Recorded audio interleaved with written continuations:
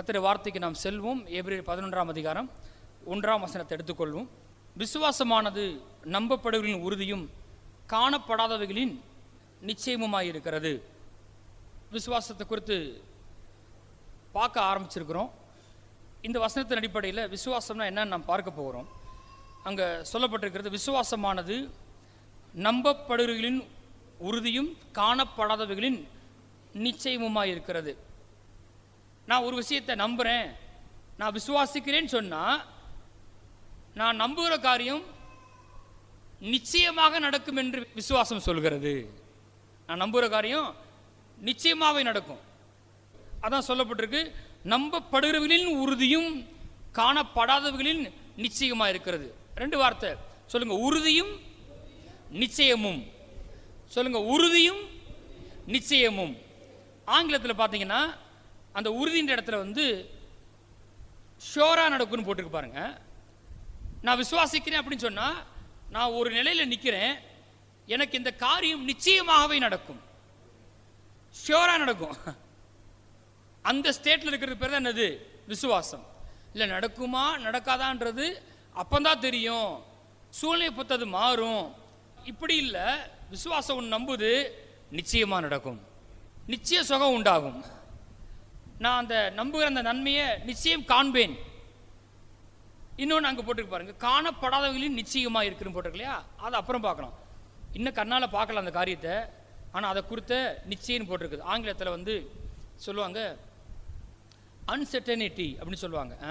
அதாவது நிச்சயமில்லாத வாழ்க்கைன்னு சொல்லுவாங்க இல்லையா? இன்னைக்கு இருக்கும் நாளைக்கு இருக்காது அப்படின்னு சொல்லுவாங்க. ஆனால் விசுவாசம்னா காணப்படாதவைகளை குறித்த நிச்சயம். சட்டைனா நடக்கும், நிச்சயமாக அதை என்ன செய்வேன், நான் காண்பேன். நான் காணாத காரியங்களை குறித்த ஒரு நிச்சயம்தான் விசுவாசமாக இருக்கிறது.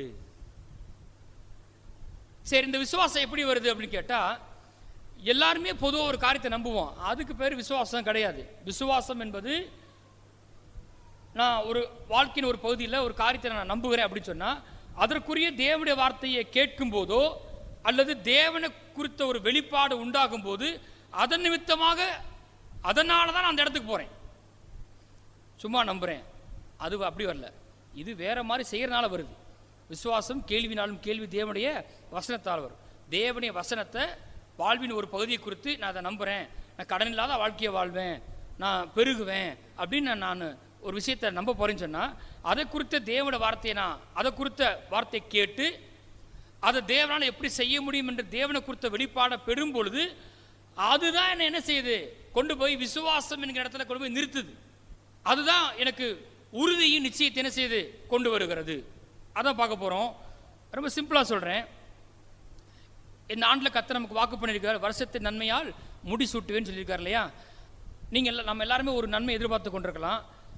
இன்னைக்கு பிரசங்கத்தோட சாராம்சம்னு கேட்டால் அந்த நன்மை நிச்சயம் நடக்கும். நடக்கணும், நடக்காமல் போகலாம் அப்படி அப்படி இல்லை, அது என்ன செய்யும், நிச்சயமான செய்யும், நடக்கும் என்ற இடத்துக்கு என்ன எது கொண்டு வருதுன்னு கேட்டால் விசுவாசம் கொண்டு வந்து என்ன செய்யுது, என்ன நிறுத்துகிறது. அது எப்படி நம்ம பார்க்க போகிறோம். அங்கே போகலாம். மத்தேயு 8:2 1ஆம் வசனத்தை வாசிப்போம். அவர் மலையிலிருந்து இறங்கின போது திரளான ஜனங்கள் அவருக்கு பின் சென்றார்கள். அப்பொழுது குஷ்டரோகி ஒருவன் வந்து அவரை பணிந்து, ஆண்டவரே ஆண்டவரே உமக்கு சித்தமானால் என்னை சுத்தமாக்கவுமால் ஆகும் என்றான். சரி, ஓகே, இது இது சரியான ஜெபமா? ஆண்டவரே உமக்கு சித்தமானால் என்னை சுத்தமாக்கவுமால் ஆகும், சரியான ஜெபமா தப்பான ஜெபமா? பாதி சரி பாதி தப்பு. அந்த குஷ்டரோகி ஒன்று நம்புகிறான், உமக்கு சித்தமானால் என்னை சுத்தமாக்க உம்மால் ஆகும். அதில் பின்னாடி இருக்க பகுதி ரொம்ப சரி, உம்மால் ஆகும், இயேசுவால கூடும், குஷ்டரோகத்தை நீக்க முடியும் நம்புகிறான். ஆனால் இப்போ அவனுக்கு ஒரு டவுட் இருக்குது, உமக்கு உமக்கு சித்தமா. பாருங்க, முதல்ல நான் ஒரு விஷயத்தை நம்புறேன் அப்படின்னு சொன்னால் கர்த்தருக்கு சித்தமானாது நடக்கும், சித்தம்லாம் நடக்காதுன்னு சொன்னாலே அதுக்கு பேர் என்ன இல்லை, கர்த்தருக்கு சித்தமானா நடக்கும், கர்த்தருக்கு சித்தம் இல்லைன்னா அது நடக்காது அப்படி சொன்னால் அதுக்கு பேர் என்ன கிடையாது, விசுவாசமே கிடையாது. நம்ம வாழ்க்கையின் ஏதாவது ஒரு காரியத்தை குறித்து சித்தமானா செய்வார், சித்தம் இல்லைன்னா செய்ய மாட்டாராக்கும் அப்படி சொன்னீங்கன்னா நீங்கள் என்ன செய்யலை, விசுவாசிக்கவே இல்லை. விசுவாசம் என்பது தேவனுடைய சித்தம் என்பதை குறித்த தெளிவான வெளிச்சம் உள்ளதாக இருக்கிறது. இது தேவனுடைய சித்தம்தான், நான் கடன் கொடுப்பது, கடன் வாங்காதிருப்பது தேவனுடைய சித்தம். நான் இருந்த மாதிரி இருப்பது தேவனுடைய சித்தம் அல்ல. நான் வாளா இருப்பது, கீழா இருப்பது தேவனுடைய சித்தம் அல்ல. நான் மேலாக தலையா இருப்பதான் தேவனுடைய சித்தம் என்பதில் நான் சுகமா இருப்பதான் தேவனுடைய சித்தம். தேவ சித்தத்தை குறித்து கேள்வி கேட்கிற இடத்துல நம்ம இருப்போம்னா அதுக்கு பேர் என்ன இல்லை? விசுவாசமே இல்லை. ஒரு காரியத்தை நான் விசுவாசிக்க போறேன்னு சொன்னா தேவனுடைய வார்த்தை அதை குறித்து என்ன சொல்லுது? வேதம் முழுவதும் ஒரு காரியத்தை தேவன் வாக்கு பண்றார் அப்படின்னா இதுதான் தேவனுடைய சித்தம், இதுதான் தேவனுடைய பிரியம் என்பதில் நான் உறுதிப்படும் பொழுதுதான் அங்கதான் என் விசுவாசம் என்ன செய்யுது? அஸ்திபாரப்படுகிறது. அதுதான் விசுவாசம். நான் சுகமாக இருப்பதான் தேவனுடைய சித்தம், நான் செழித்திருப்பதான் தேவனுடைய சித்தம், பிள்ளைகள் இருப்பதான் தேவனுடைய சித்தம். அப்படி ஒரு ஆளை நான் காண்பிக்க நிறைய பேரை காண்பிக்க போறேன். வாசிப்போமாங்க. ரோமர் 4ஆம் அதிகாரம், ரோமர் 4:18. உன் சந்ததி இவ்வளவா இருக்கும் என்று சொல்லப்பட்டபடியே தான் அநேக ஜாதிகளுக்கு தகப்பனாவதை நம்புகிறதுக்கு ஏதுவில்லாதிருந்தும் அதை நம்பிக்கையோடு விசுவாசித்தான். அவன் விசுவாசத்தில் பலவீனமாய் இருக்கவில்லை. அவன் ஏறக்குறைய 100 வயதுலாம் இருக்கும்போது தன் சரீரம் செத்து போனதையும் சாராளுடைய கற்பம் செத்து போனதையும் எண்ணாதிருந்தான். ஆண்டவர் ஆபிரகாமுக்கும் சாராளுக்கும் பிள்ளையை வாக்கு பண்றார். அவங்களுக்கு ரொம்ப வயசாயிடுச்சு, 100 வயது ஆயிடுச்சு.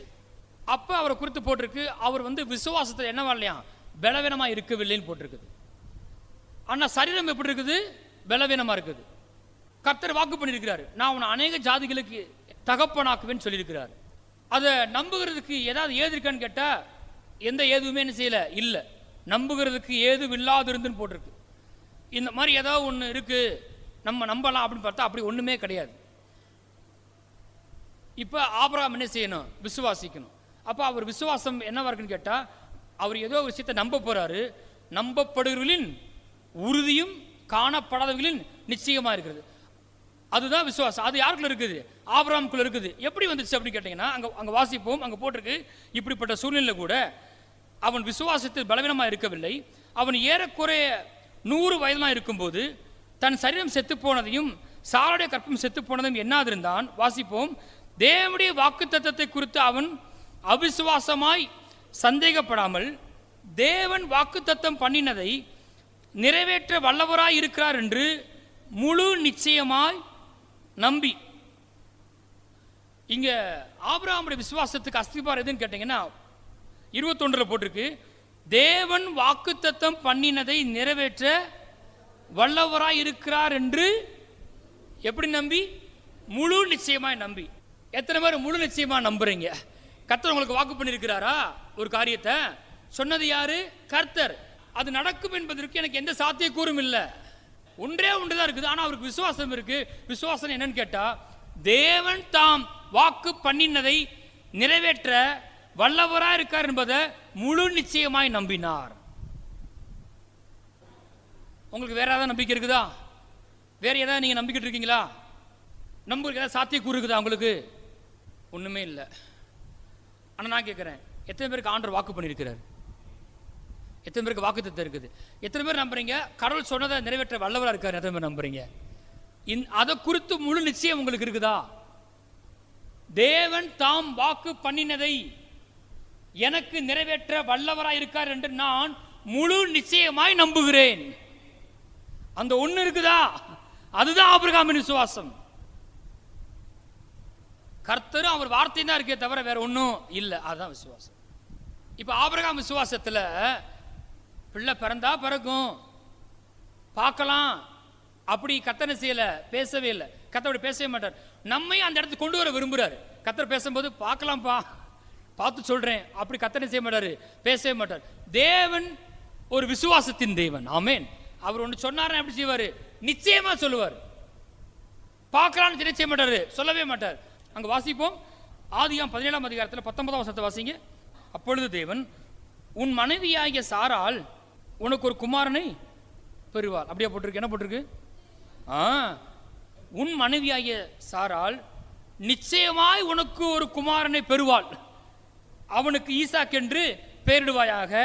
என் உடன்படிக்கை அவனுக்கும் அவனுக்கு பின்வரும் அவன் சந்ததிக்கும் நித்திய உடன்படிக்கையாக ஸ்தாபிப்பேன். கர்த்தர் வேற மாதிரி போயிட்டார். போதும், கர்த்தர் தாண்டி போயிட்டார்.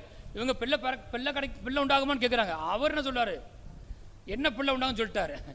அவர் சொல்றாரு, உன் மனைவியாகிய சாராள் நிச்சயமாய் உனக்கு ஒரு குமாரனை பெறுவாள். பேர் நானே சொல்றேன், நீ தேடாத, ஈசாக் என்று பேடுவாயாக. அப்புறம் பிளானே நான் பேசுறேன், அவன் மூலமா நான் என்ன செய்வேன், என் உடன்படிக்கையை ஸ்தாபிப்பேன் ஆண்டவர். அவர் வந்து ரொம்ப டவுட்டா, 100 வயசாச்சு, கற்பம் செத்து போச்சு, சரி செத்து போச்சு, இதெல்லாம் பார்த்துட்டு அவர் என்ன செய்யல, பேசவே இல்லை. அவர் விசுவாசன்ற இடத்துல பேசிட்டு இருக்காரு. நம்மையே அங்கு கொண்டு வர கர்த்தர் விரும்புகிறார். புரிஞ்சுங்க, ஆமென் சொல்லுங்க பாப்போம். அவர் இதெல்லாம் கன்சிடரே பண்ணல. அதே மாதிரி கர்த்தர் தன்னை போலவே அவனையும் மாத்துறாரு. ஆபிரகாம் எண்ணாதிருந்தான். ஆபிரகாம் வந்து அது பொய்ன்னு சொல்லல. ஆபிரகாம் 100 வயசுன்றது உண்மையா உண்மை இல்லையா? உண்மைதானே. அவர் வந்து எனக்கு 100 இல்லைங்க, எனக்கு 23, அவர் அப்படிலாம் சொல்ல, 100 தான். அதை மாற்ற முடியாது. சரி செத்து போச்சு, கற்பம் செத்து போச்சு, உண்மைதான், அதை மறுக்க சொல்லல. ஆனா ஒரு விஷயம் செய்றாரு, அதை அவர் என்ன செய்யல, எண்ணாதிருந்தான். அதை கன்சிடர் பண்ணல. அது உண்மைதான். ஆனா விசுவாசம் ஒன்று செய்யுது, அதை நம்பல. எதை நம்புது? அதன் மத்தியிலும் தேவன் தாம் வாக்குத்தத்தம் பண்ணினதை நிறைவேற்ற வல்லவராய் இருக்கார் என்று முழு நிச்சயமாய் நம்பி. அவை பெருக்கத்தை விசுவாசிக்கிறோமா, பிள்ளை விசுவாசிக்கிறோமா, முதல்ல போய் என்ன செய்யுங்க, கண்டுபிடிங்க. எல்லா வசனத்தை எடுத்து இருதயம் ஆழமா நம்பட்டும், இது தேவனுடைய சித்தம் என்று நம்பட்டும். தேவன் என்ன சொன்னாரோ அதை நிறைவேற்ற வல்லவராய் இருக்கார் என்பதை உங்க இருதயம் முழு நிச்சயமாய் நம்பட்டும். ஆமென். ஆதியாகமம் 21:1, கர்த்தர் தாம் சொல்லியிருந்தபடி சாராள் பேரில் கடாட்சமானார், கர்த்தர் தாம் உரைத்தபடியே சாராளுக்கு செய்தருளினார். கரெக்டா? இப்ப எத்தனை பேர் நம்புறீங்க கர்த்தர் சொன்னாரா சொன்னபடியே செய்வார் என்று? ஆமென். இதுதான் விசுவாசத்தை உண்டாக்குது. கர்த்தர் தாம் சொல்லி இருந்தபடியே சாராள் பேரில் கடாட்சமானார், அவளை ஆசீர்வதிச்சாரு, அவள் கற்பத்தை பலப்படுத்தினாரு, அவன் நம்ப ஆரம்பிச்சா, தேவ வல்லம் இறங்கி இருக்கும். இப்ப கர்த்தர் தாம் உரைத்தபடியே சாராளுக்கு செய்தருளினார். கர்த்தர் என்ன சொன்னாரோ, என்ன உரைத்தாரோ அப்படி என்ன செஞ்சார். உன் மனைவியாகிய சாராள் நிச்சயமாய் உனக்கு ஒரு குமாரனை பெறுவா. எபிரேயர் 6:14 வாசிப்போம். நான் வாசிக்கிறேன். நிச்சயமாக நான் உன்னை ஆசீர்வதித்து உன்னை பெருக பண்ணுவேன் என்றார். அப்படி 17 வாசிப்போம். அந்தபடி தேவனும் வாக்குத்தத்தம் பண்ணப்பட்டவைகளை சுதந்திரித்துக் கொள்வர்களுக்கு வாசிப்போம், தமது ஆலோசனையின் மாறாத நிச்சயத்தை பரிபூர்ணமாய் காண்பிக்கும்படி. மறுபடியும் வாசிங்க, என்ன போட்டிருக்கு? தமது ஆலோசனையின் மாறாத நிச்சயத்தை பரிபூர்ணமாய் காண்பிக்கும்படி சித்தமுள்ளவராய் ஒரு ஆணையினால் இதை ஸ்திரப்படுத்தினார். கர்த்தர் வந்து சொல்லும் போது எப்படி சொல்றாரு? நான் உன்னை ஆஸ்வதிப்பேன், பெருகப்பேன்னு சொல்லல. எப்படி சொல்றாரு? நிச்சயமாகவே நான் உன்னை ஆசீர்வதித்து உன்னை பெருக பண்ணுவேன்னு சொல்றாரு. அப்புறம் என்னன்னு சொல்றாரு? அந்தபடி தேவன் வாக்குத்தத்தம் பண்ணப்பட்டவர்களை சுதந்திரிக்க போறோம் இல்லையா நாம எல்லாரும், அந்த சுதந்திரிக்க போறவர்களுக்கு ஒரு விஷயத்தை காண்பிக்கிறாராம். தமது ஆலோசனையின் மாறாத நிச்சயத்தை பரிபூர்ணமாய் காண்பிக்கும்படி. கடவுள் ஒன்று வாக்கு பண்ணியிருக்கார் இல்லையா, சொன்னார் இல்லையா, அது வேற ஒன்றும் இல்லை, கர்த்தருடைய ஆலோசனையின் மாறாத நிச்சயம். நான் உன்னை பெருக பண்ணுவேன்றது என்னுடைய ஆலோசனை. அந்த ஆலோசனையின் மாறாத நிச்சயத்தை காண்பிக்கும்படி என்ன பண்றாரா, அதை ஒரு ஆணையினாலே ஸ்திரப்படுத்தான் பார்க்கிறோம். சொன்னது மாத்திரம் கிடையாது, ஆணை எடுக்கிறான்னு போட்டிருக்கு. நான் என்ன சொல்ல வரேன், அவர் பட்சத்திலிருந்து பார்க்கும்போது அவர் ஏதாவது சொன்னார்னா பார்ப்போம், செய்யலாம் அப்படின்னு செய்யல. அவர் சொல்றதில்ல. அவர் எப்ப பேசினாலும் எப்படி பேசுறாரு? நிச்சயமா செய்வேன் சொன்னாலே போதும். ஆனா அவர் என்ன பண்றாரு? நமக்காக ஒன்று பண்றாரு, நிச்சயமாவே உன்னை நான் சந்திப்பேன் ஆண்டவர். ஆமென். இப்ப கர்த்தர் கேட்கிறாரு, நமக்கு அந்த நிச்சயம் இருக்குதா? நான் கேட்கிறாரு, நமக்கு அந்த நிச்சயம் இருக்குதா? அதை எது கொண்டு வரும்னா, தேவனுடைய வார்த்தை நிச்சயம் கொண்டு வரும். தேவனை பற்றின வெளிச்சம் கொண்டு வரும். தேவனுடைய வார்த்தையை திரும்ப திரும்ப கேட்கும்போது, தேவன் மற்றவங்களுக்கு என்ன பண்ணாருன்னு பார்க்கும்போது நமக்கு நம்பிக்கை வந்துடும். அப்போ பாருங்க, சாராள்கிட்ட சொன்னாரு, கற்பம் செத்து போச்சு, ஆனால் சொல்றாரு நிச்சயமாகவே அவ கற்பம் தெரிப்பான்னு சொல்றாரு. அப்போ பைபிள் போட்டிருக்கு 21, சொல்லியபடியே உரைத்தபடியே செய்தருளினார். அப்போ எனக்கு ஒரு விசுவாசம் வரணும், கர்த்தர் சொன்னா கண்டிப்பாக என்ன செய்வார். சில நேரம் தனியாக வந்து உங்கள்கிட்ட சொல்லாமல் இருக்கலாம். தனிப்பட்ட விதத்தில் சித்தத்தை தேவன் தனிப்பட்ட விதத்தை வெளிப்படுத்துவார். பொதுவான சித்தங்களை தேவன் தனிப்பட்ட விதத்தை சொல்ல வேண்டிய அவசியம் இல்லை. இந்த சபை பெருகும்போது தேவனுடைய சித்தமா இல்லையா? இதை தேவன் என்கிட்ட தனியாக வந்து சொல்ல வேண்டிய அவசியம் கிடையாது. நான் நம்ப ஆரம்பிக்கும் போது இது பெருகிறது தான் தேவனுடைய சித்தம். நம்பும் போது நான் விசுவாசிக்கும் போது அதை கர்த்தர் செய்கிறாரு. நான் ஒன்றுமே நம்பாமல் நான் பேசாமல் இருந்தேன்னா கர்த்தரை பார்த்து செய்வாருன்னு அப்படி இருக்க முடியாது. நான் ஒரு விஷயத்தை என்ன செய்யணும், விசுவாசிக்கணும். எதிலிருந்து? கர்த்தரைய வார்த்தையிலிருந்து. இப்பொழுது இருக்கிற பார்க்கலாம் 1000 மடங்கு பெருக செய்கிற கர்த்தர். அவர் எப்பவுமே பேசும்போது நிச்சயத்தை சேர்த்துக்கிறார். ஆதியாகமம் 50ஆம் அதிகாரம் 24 போங்க. பக்கத்தில் சொல்லுங்க. நிச்சயமாய் நடக்கும் என்று நம்புவதே விசுவாசம். நடந்தா பார்ப்போம், நடக்கலாம் பார்ப்போம், கிடைச்சா பார்ப்போம் இல்லைங்கல்ல, நிச்சயமாக நடக்கும் அப்படின்ற பேர் என்னது? விசுவாசம். அங்கே பார்க்கலாம். யோசேப்பை பற்றி போட்டிருக்கு. ஆதியாகமம் 50ல் 24 வாசிப்போம். யோசேப்பு தன் சகோதரரை நோக்கி, நான் மரணம் அடைய போகிறேன், ஆனாலும் தேவன் உங்களை நிச்சயமாய் சந்தித்து நீங்கள் இந்த தேசத்தை விட்டு தாம் ஆபிரகாமுக்கும் ஈசாக்குக்கும் யாக்கோபுக்கும் ஆணையிட்டு கொடுத்திருக்கிற தேசத்துக்கு போக பண்ணுவார் என்று சொன்னதுமன்றி. கவனிங்களேன், யோசேப்பு இப்போ எங்கே இருக்கிறாரு? எகிப்தில் இருக்கிறாரு. அதிபதியாக்கப்பட்டார். அவர் மித்தமா யாக்கோபின் சந்ததியார் என்ன பண்ணிருக்காங்க? யோசேப்பை தேடி யோசேப்பு இடத்துல வந்திருக்கிறாங்க. இங்கே செட்டில் ஆயிட்டாங்க. எல்லாம் நல்ல வேலை கிடைக்குது, நல்ல அவங்களுக்கு ஒரு தேசத்தில் வாசம் பண்ணுறாங்க எகிப்தில். இப்போ யோசேப்பு என்ன செய்யற? மரணம் அடைய போறாரு. மரணம் அடைய போன்னு சொல்றாரு. டெம்பரரியாக நம்ம எங்கே வந்திருக்கிறோம்? எகிப்துக்கு வந்திருக்கிறோம். கர்த்தரான நமக்கு என்ன வாக்கு பண்ணியிருக்காரு? கானான வாக்கு பண்ணியிருக்காரு. யார்கிட்ட? ஆபிரகாம்கிட்ட சொல்லியிருக்கிறாரு. கண்டிப்பாக எங்கே கொண்டு போவாரு? கானானுக்கு நம்மளை கொண்டு போவாரு. எப்போ சொல்லாரு? சாகும்போது சொல்லாரு. தெரியல, அப்படியே பொழைச்சிக்கங்க அப்படிலாம் சொல்லல. அவர் நல்லா சொல்றாரு, நான் மரணம் அடைய போகிறேன். நான் சொல்றேன், தேவன் அவங்க நிச்சயமா சந்திப்பாரு. சந்திச்சு இந்த தேசத்தை விட்டு, நீங்கள் இந்த தேசத்தை விட்டு தாம் ஆபிரகாமுக்கு ஈசாக்குக்கும் வாக்கு பண்ணின ஆணையிட்டு கொடுத்திருக்கிற தேசத்துக்கு போக பண்ணுவார். நீங்க இங்க இருக்க மாட்டீங்க, கண்டிப்பா அங்க போயிருவீங்க. போக பண்ணுவார் என்று சொன்னதுமின்றி இப்போ ஒண்ணு பண்ணுங்க. எந்த அளவுக்கு அது நடக்கும் என்று முழு நிச்சயமா நம்புறாரு. தேவன் உங்களை சந்திக்கும் போது என் எலும்புகளை இவ்விடத்திலிருந்து கொண்டு போவீர்களாக. எனக்கு ஒரு ப்ராமிஸ் பண்ணுங்க.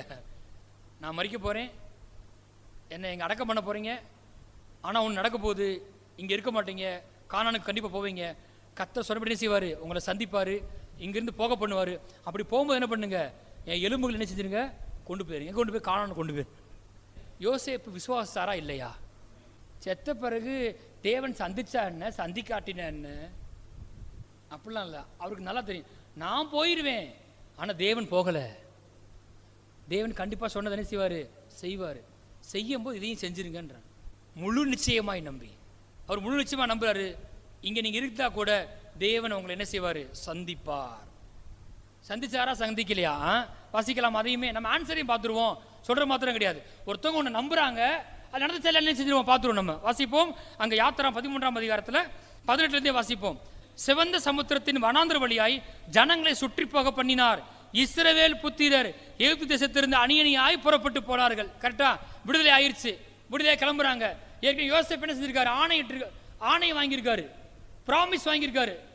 புறப்படுவீங்க சொன்ன மாதிரி புறப்படுறாங்க. புறப்படும் போது என்ன பண்ணுங்க, என் எலும்பையை கொண்டு போயிருங்க. வாசிப்போமா? அங்க வாசிங்க 19. மோசே தன்னோடே கூட யோசேப்பின் எலும்புகளை எடுத்து கொண்டு போனான். யோசேப்பின் விசுவாசம் என்ன செய்யல, பொய்யாகலங்க. யோசேப்பு இல்ல, ஆனா யோசேப்பின் விசுவாசம் என்ன செய்யல, பொய்த்து போகவில்லை. ஏன்னா விசுவாசம் நம்பப்படுகளின் உறுதி. ஷியோரா நடக்கும், நடந்தா பார்க்கலாம், ஷியோரா நடக்கும். அந்த இடத்துக்கு உங்களை கொண்டு வரதான் ஃபெய்த். அந்த இடத்துக்கு உங்களை கொண்டு வந்துடும். நம்ம எதுவுமே கேட்காம நம்புறது அது கொண்டு வராது. சூழ்நிலை பார்த்துட்டு மாறிடும். திங்கக்கிழமை நம்புவோம், வெள்ளிக்கிழமை. ஆனா கர்த்தருடைய வார்த்தையை கேட்டு வாசித்து தியானித்து அதை அறிக்கை செஞ்சு தேவன் எப்படிலாம் பண்ணிருக்கான்ற வெளிப்பாடை பெற்றுக்கொண்டு நீங்க நம்பும் போது என்ன சூழ்நிலை வந்தாலும் நம்பப்படுகளின் உறுதி அது உங்களுக்குள்ள இருக்கும். கண்டிப்பா என் குடும்பம் ரட்சிக்கப்படும், என் குடும்பத்தாருக்கு நான் ஞானஸ்நானம் கொடுப்பேன். எடுத்துக்கொண்டு போனான். வாசிப்போம். அங்க போட்டிருக்கு, தேவன் நிச்சயமாய் உங்களை சந்திப்பார், அப்பொழுது உங்களோட கூட என் எலும்புகளை இவ்விடத்திலிருந்து கொண்டு போங்கள் என்று யோசேப்பு சொல்லி இஸ்ரவேல் புத்திரரை உறுதியாய் ஆணையின்படி செய்திருந்தான். சொன்ன மாதிரி நடந்துருச்சா? அப்ப நான் உங்களுக்கு சொல்லவா, நீங்க ஏதாவது உண்மையிலேயே பைபிள் நான் சொன்னபடி வசனத்திலிருந்து ஆழமா நீங்க நம்பி கத்தரால் அது முடியும் என்று நம்பி கத்தவங்கள்ட்ட பேசி நீங்கள் நம்பி வெயிட் பண்ணீங்கன்னா நான் சொல்கிறேன், அது 100% கண்டிப்பாக நடக்கும். ஃபெய்த்துனாலே நடக்கும். அங்கே போகலாம். 1 சாமுவேல் 17ஆம் அதிகாரம் 3 வாசிங்க. பெலிஸ்தர் அந்த பக்கத்தில் ஒரு மலையின் மேலும் இஸ்ரவேல் இந்த பக்கத்தில் ஒரு மலையின் மேலும் நின்றார்கள். அவர்கள் நடுவே பள்ளத்தாக்கு இருந்தது. அப்பொழுது காத் ஊரானாகி கோலியாத் என்னும் பேரில் ஒரு வீரன் பெலிஸ்தரின் பாளையத்திலிருந்து புறப்பட்டு வந்து நடுவே நிற்பான். 8ஆம் வசனம், அவன் வந்து நின்று இஸ்ரவேல் சேனைகளை பார்த்து சத்தமிட்டு, நீங்கள் யுத்தத்திற்கு அணிவகுத்து நிற்கிறது என்ன? நான் பெலிஸ்தன் அல்லவா? நீங்கள் சவுலின் சேவகர் அல்லவா? உங்களில் ஒருவனை தெரிந்து கொள்ளுங்கள், அவனிடத்தில் வரட்டும். அப்படி சொல்லி பேசுகிறான். அவன் என்னோடு யுத்தம் பண்ணவும் என்னை கொல்லவும் சமர்த்தனானால் நான் உங்களுக்கு வேலைக்காரராக இருப்போம். நான் அவனை ஜெயித்து அவனை கொள்வேனானால் நீங்கள் எங்களுக்கு வேலைக்காரராக இருந்து எங்களை சேவிக்க வேண்டும் என்று சொல்லி, பின்னும் அந்த பெலிஸ்தன், நான் இன்றைய தினம் இஸ்ரவேலுடைய சேனைகளை நிந்தித்தேன். நாம் ஒருவரோடு ஒருவர் யுத்தம் பண்ண ஒருவரை விடுங்கள் என்று சொல்லி கொண்டு வருவான். இந்த மாதிரி இப்போ இன்னைக்கு கூட நமக்கு ஒரு பிரச்சனை இருக்குது. அது கோலியாத் மாதிரி என்ன செய்யுது, வந்து சத்தமிடுது. அது நம்மளோட ரொம்ப பெருசாக இருக்குது. இப்படி தொடர்ந்து எத்தனை நாள் பண்ணுறானா? 40 நாள் பண்ணுறான். சண்டைக்கு வாங்கலான்னு கூப்பிட்றான். இஸ்ரவேலின் சேனையை நிந்திக்கிறான். பைபிளில் போட்டிருக்கு, சவுலும் பெலிஸ்தர் என்ன பண்ணுறாங்களா, ரொம்ப கலங்கி போயிட்டாங்களாம்.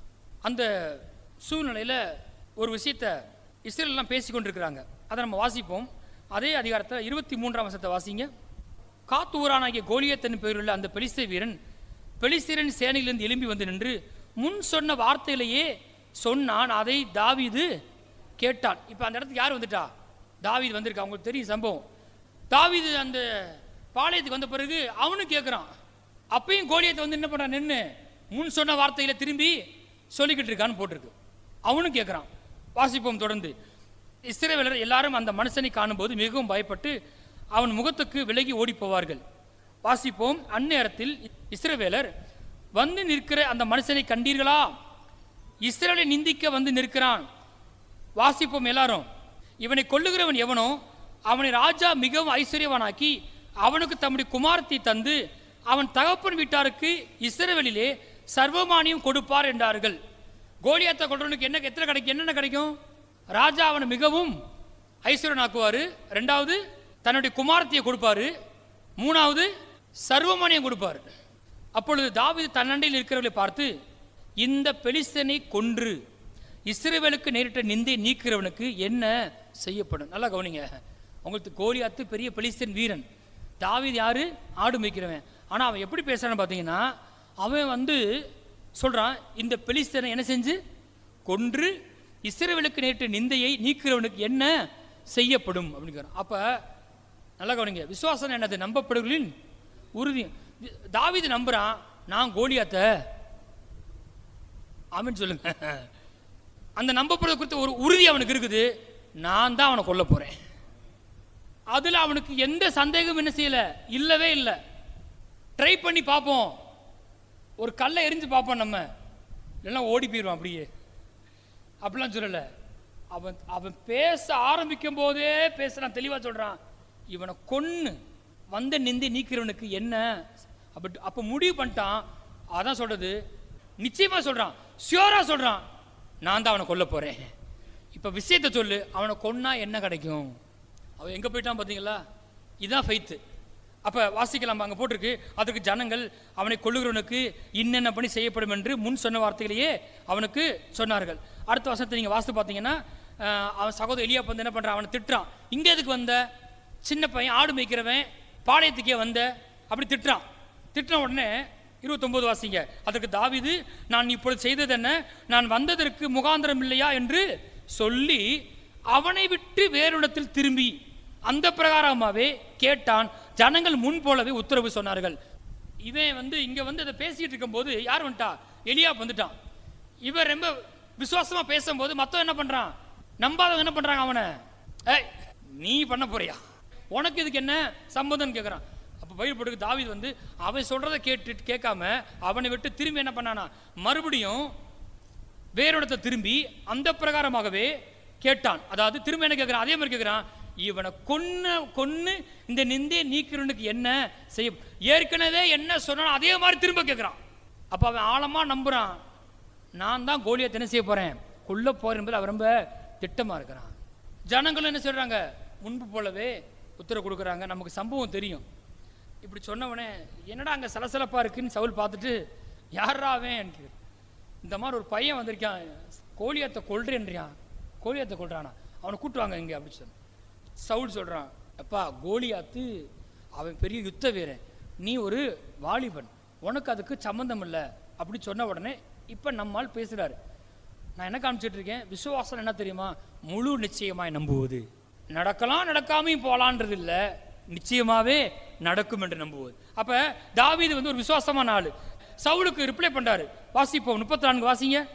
தாவீது சவுலை பார்த்து, உம்முடைய அடியான் என் தகப்பனுடைய ஆடுகளை மேய்த்து கொண்டிருக்கிற போது ஒரு விசை ஒரு சிங்கமும் ஒரு விசை ஒரு கரடியும் வந்து மந்தையில் இருக்கிற ஒரு ஆட்டை பிடித்து கொண்டது.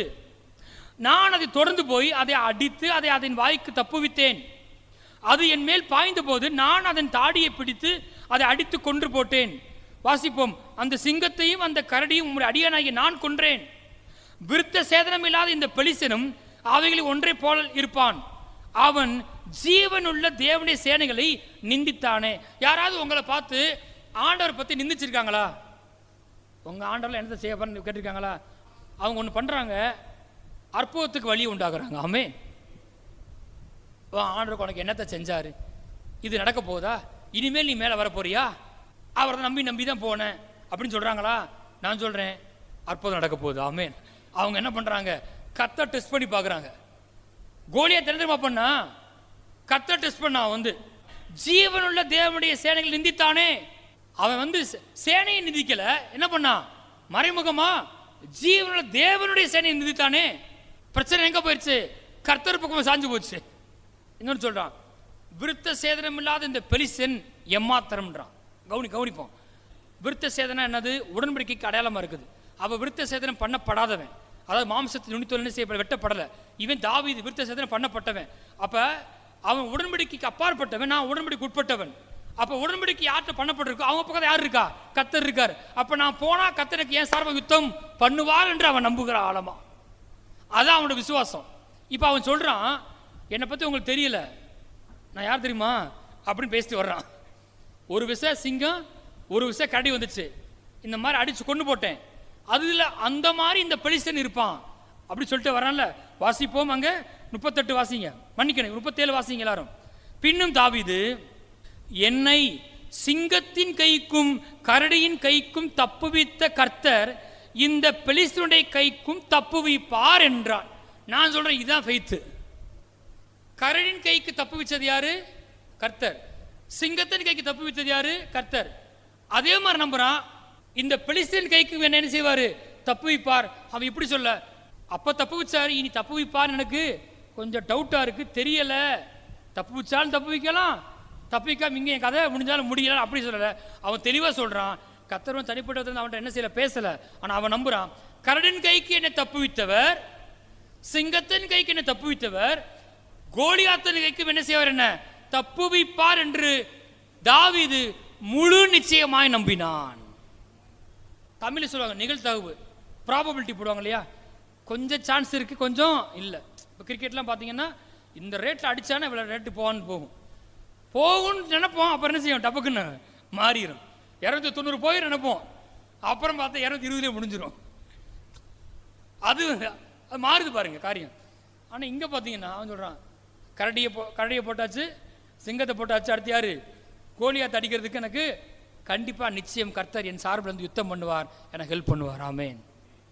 அதை அவன் எப்படி நம்புறான், முழு நிச்சயமாக நம்புறான். இந்த காலவேளை நீங்கள் ஏதாவது முழு நிச்சயமாக நம்புறீங்களா? நான் உங்களுக்கு சொல்லவா, நீங்கள் நம்புறது நடக்கும். அவன் விசுவாசத்தை மாதிரி என்ன பண்ணா, தாவீது கோலியாத்தை என்ன பண்ணா, ஜெயிச்சான் இல்லையா. அது வந்து இங்கே வந்திருக்கு. அதே அதிகாரத்தை 45 வாசிங்க. அவன் சில விஷயத்தை பேசிட்டு வர்றான். நான் உன்னை 44 வாசிங்க. பின்னும் அந்த பெலிஸ்தன் தாவீதை பார்த்து, என்னிடத்தில் வா, நான் உன் மாம்சத்தை ஆகாத்து பறவைகளுக்கும் காட்டு மிருகங்களுக்கு கொடுப்பேன் என்றான். பிசாசு என்ன செய்வான், ஏதாவது பேசுவான், சரீரம் ஏதாவது பேசும், சூழ்நிலை ஏதாவது பேசும். கோலியாத்து பேசினான், வர்றியா, வா வா வா, நான் என்ன செய்வேன், உன் மாம்சத்தை ஆகாயத்து பறவைகளுக்கு என்ன செய்ய நான் கொடுப்பேன் அவனு சொல்றான்.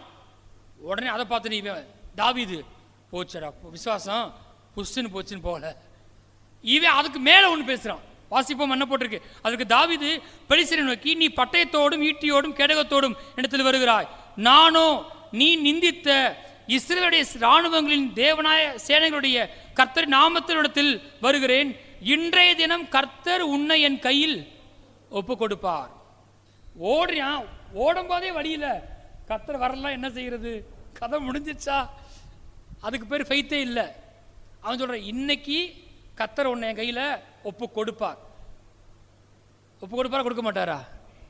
தெளிவா இருக்கு ஸ்டேட்மெண்ட். வந்து ஷியோரா ஒப்பு கொடுப்பார். உன்னை வந்து நான் என்ன செய்வேன்னு கேட்டா, நான் உன்னை கொல்லுவேன். அப்ப இருந்து அப்படித்தான் சொல்லிட்டே வர்றான்.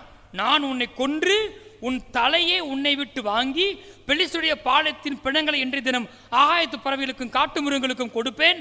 அதனால் இஸ்ரவேலில் தேவன் ஒருவர் உண்டென்று பூலோகத்தார் எல்லாரும் அறிந்து கொள்வார்கள். இதுதான் என் ஃபெய்த். நானும் சொல்றேன், நீங்க நம்புற காரியத்தை அற்புதம் நடந்து உங்க மூலமா அநேகர் கர்த்தரை பார்ப்பார்கள். கர்த்தர் நாம் என்ன செய்யும்? மகிமைப்படும். எத்தனை பேர் இப்படி நம்புறீங்க? தப்பு வச்சாலும் தப்பு வைப்பாரு. அப்ப பண்ணாரு, இந்த தடவை கை இருக்காரு என்னன்னு தெரியல. தப்பு வைத்தவர் என்ன செய்வாரு? தப்பு வைப்பார். அப்படிதான் பவுல் நம்புகிறார். பவுலுடைய சில விசுவாசத்தை மாத்திரம் நம்ம வாசிச்சு என்ன செய்யலாம்? முடிக்கலாம். பைபிளில் யாருமே வந்து ஒரு பிரச்சனைக்குள்ள மாட்டிக்கொண்ட போது அவங்க எல்லாருமே வந்து அதோட கதை முடிஞ்சுன்னு நினைக்கல. எல்லாரும் நம்பினாங்க கர்த்தர் தப்பு வைப்பார், கர்த்தர் நிச்சயம் என்னை தப்பு வைப்பார் நம்பினாங்க. அங்க வாசிப்போம் 2 கொரிந்தியர் 1:8. ஆகையால் சகோதரரே, ஆசியாவில் எங்களுக்கு நேரிட்ட உபத்திரவத்தை நீங்கள் அறியாதிருக்க எங்களுக்கு மனதில்லை. என்னவெனில் பிழைப்போம் என்கிற நம்பிக்கை அற்று போகத்தக்கதாக எங்கள் பலத்திற்கு மிஞ்சின அதிக பாரமான வருத்தம் எங்களுக்கு உண்டாயிட்டு. பாருங்க, பவுல்லாம் வந்து சோர்ந்து நம்ம பார்த்துருக்கவே மாட்டோம். ஆனால் அவர் வந்து ஒரு விஷயத்தை எக்ஸ்பிளைன் பண்ணுறாரு. பிழைப்போம் என்கிற நம்பிக்கை அற்று போய் எங்கள் பலத்துக்கு மிஞ்சின அதிக பாரம் வருத்தம். அவ்வளோதான், கதை முடிச்சு நினைக்கல. வாசிப்போம்.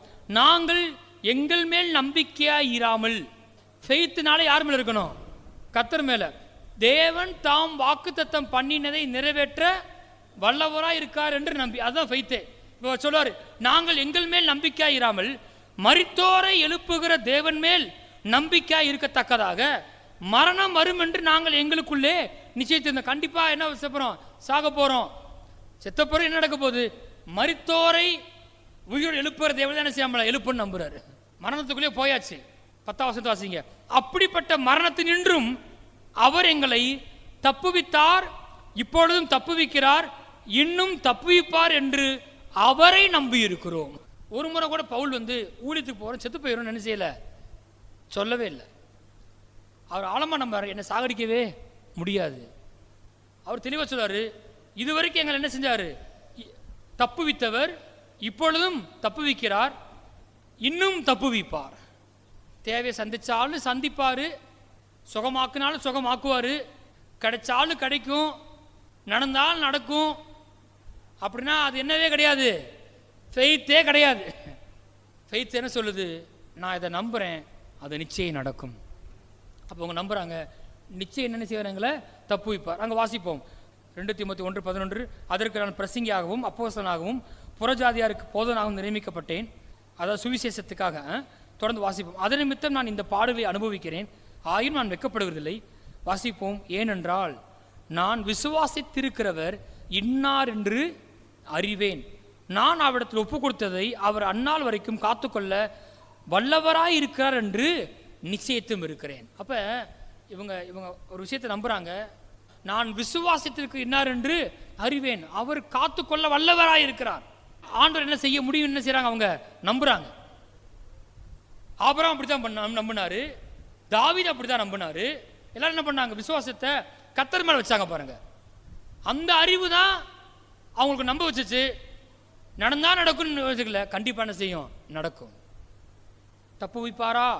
நிச்சயம் தப்பு வைப்பார். அங்க வாசிப்போம். ஏசாயா 36:15 வாசிங்க. கர்த்தர் நம்மை நிச்சயமாய் தப்பு வைப்பார், இந்த நகரம் அசீரியா ராஜாவின் கையில் ஒப்பு கொடுக்கப்படுதல் என்று சொல்லி எசேக்கியா உங்களை கர்த்தரை நம்ப பண்ணுவான், அதற்கு இடம் கொடாதீர்கள் என்று ராஜா சொல்லுகிறார். இது இந்த சம்பவம் உங்களுக்கு தெரியும். ஒரு ராஜா என்ன பிரசங்கம் பண்ணார், எதிரிகள் வந்துட்டாங்க, அசீரியர்கள் வந்துட்டாங்க. ஆனால் ராஜா வந்து பிரசங்கம் பண்றாரு, உண்மையிலே கர்த்தர் நம்ம நிச்சயம் என்ன செய்வார்? தப்பு வைப்பார். அந்த எதிரியை சொல்றான், இந்த மாதிரி உங்க ராஜா பிரசங்கம் பண்ணுவார், என்ன செய்யாதீங்க, நம்பாதீங்கன்னு சொல்லுவார். ஆனால் ராஜா என்ன பிரசங்கம் பண்ணாரு? கர்த்தர் நம்மை நிச்சயமாய் தப்புவிப்பார். மிஸ்ஸே ஆகாத. தானியேல் 3 வேளையும் ஜெபிக்கிறாரு. ஜெபம் பண்ணக்கூடாதுன்னு ஒரு முத்திரையை வாங்கி அதை மீட்டான்னு சொல்லி என்ன பண்ணிட்டாங்க? சிங்கக்கவியில் போட்டாங்க. நேபுகாத்நேச்சார் தானே. ஆனால் அவர் என்ன பண்ணாரு? தாவீது மேலே பிரியமாக இருக்கிறாரு. அவர் சொல்றாரு, நீ இடைவிடாமல் ஆராதிக்கிற உன் தேவன் உன்னை தப்புவிக்க வல்லவர். அவனுக்கு கூட என்ன வந்துருச்சு? ஃபெய்த் வந்துருச்சு. 2 காரியம் தான். உன் தேவன் உன்னை தப்புவிக்க வல்லவராக இருக்கிறார். சொல்லிட்டே தான் சிங்கக்கவியில் போடுறான். இவன் தான் வேற வழியில் என்ன பண்றது? சைன் போட்டாச்சே, பிரியமாகவும் இருக்கு. ஆனால் சைன் பண்ணச்சனால சிங்கக்கவியில் போடும்போது சொல்றான், தானியேலே போடுறேன் கெபிக்குள்ள, நான் இன்னொரு ஃபெய்த் எனக்கு இருக்கு. நீ இடைவிடாமல் ஆராதிக்கிற உன் தேவன் உன்னை தப்புவிக்க வல்லவராக இருக்கிறார். ஏசாயா 46:4 வாசிங்க. யாக்கோபின் சந்ததியாரே, இஸ்ரவேல் சந்ததியில் மீதியாகிய சகல ஜனங்களே, எனக்கு செவி கொடுங்கள். தாயின் வயிற்றில் தோன்றினது முதல் உங்களை ஏந்தி, தாயின் கற்பத்தில் உற்பத்தியானது முதல் உங்களை தாங்கினேன். அப்ப ஏந்தினேன், தாங்கினேன். வாசிப்போம். உங்கள் முதிர் வயது வரைக்கும் நான் அப்படி செய்வேன். நரை வயது மட்டும் நான் உங்களை தாங்குவேன். நான் அப்படி செய்து வந்தேன். இனிமேலும் நான் ஏந்துவேன், நான் சுமப்பேன், தப்புவிப்பேன். எங்கேயாவது மாறுறாரா? ஷியோரா சொல்ல முடியாதுப்பா. கற்பத்தில் இருக்கும்போது தாங்கினேன், ஏந்தினேன். இப்போ கொஞ்சம் வளர்ந்துட்ட, சேட்டை பயங்கரமாக இருக்கு, விட்டுற போறேன் அப்படி சொல்ல. நிறைய வயது மட்டும் என்ன செஞ்ச? தாங்கினேன். இது வரைக்கும் அப்படி செஞ்சு வந்தேன், இனிமேல் எப்படி எனக்கு தெரியாதுப்பா அப்படின்னு சொல்ல. இனிமேலும் தாங்குவேன், தப்புவிப்பேன், ஏந்துவேன், சுமப்பேன். இனிமேலும் தப்புவிப்பார். அப்ப நிச்சயமா சந்திப்பார், நிச்சயமா கொண்டு போக பண்ணுவார், நிச்சயமா பிள்ளைய தருவார், சொன்னதை காண செய்வார். அந்த மாதிரி விசுவாசம் உள்ள உண்டாகணும். அதுக்கு தான் பாருங்க பிரசங்கத்தை கேட்குறோம், பைபிளை வாசிக்கிறோம். எந்த பகுதியில் வெற்றி பெறணுமோ அந்த செய்தியை கேட்குறோம். அதற்குரிய வசனத்தெல்லாம் எடுத்து உள்ள போட்டு, உமக்கு சித்தமானால் கடன் நீங்கட்டும், உங்களுக்கு சித்தமானால் இந்த தேவை சந்திக்கப்பட்டும், அது விசுவாசமே கிடையாது. என் தேவன் தம்முடைய மகிமையின் ஐஸ்வர்யத்தின்படி என் குறைவுகள் எல்லாம் கிறிஸ்து இயேசுக்குள் இம்மையிலே நிறைவாக்குவார். அதுதான் தேவனுடைய சித்தம். அதான் பைபிள் சொல்லுது. அப்படி ஜெபிக்கும் போதுதான் நான் சொல்றேன், நாம் என்ன நம்புறோமோ அதை உறுதி என்ன செய்வோம்? காண்போம், நிச்சயம் நடக்கும். ஆமென்.